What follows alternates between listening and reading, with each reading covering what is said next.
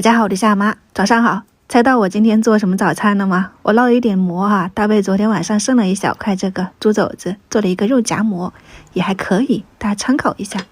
卤汤里面我还煮了几个鸡蛋，泡了一个晚上，已经很入味道了。这是卤蛋，你早上起来给它加热一下。这个是豆皮，泡好以后放进去稍微加热一下就可以了。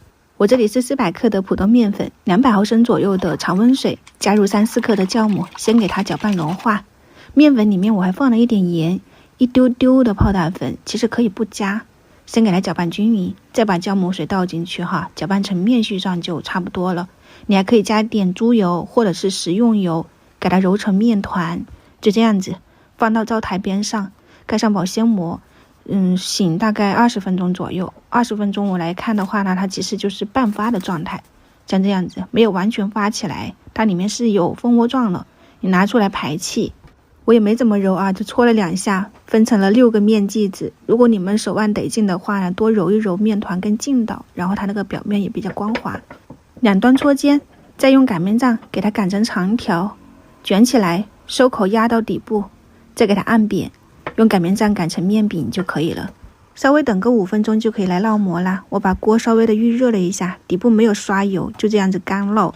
就是你可以看到它像这样子有点白白的，然后焦香了以后翻面。我还用盖子给它焖了2分钟，就全程是最小火按压反弹，基本上这个饼也就可以了。我分了2锅烙的，最后一个也可以出锅了。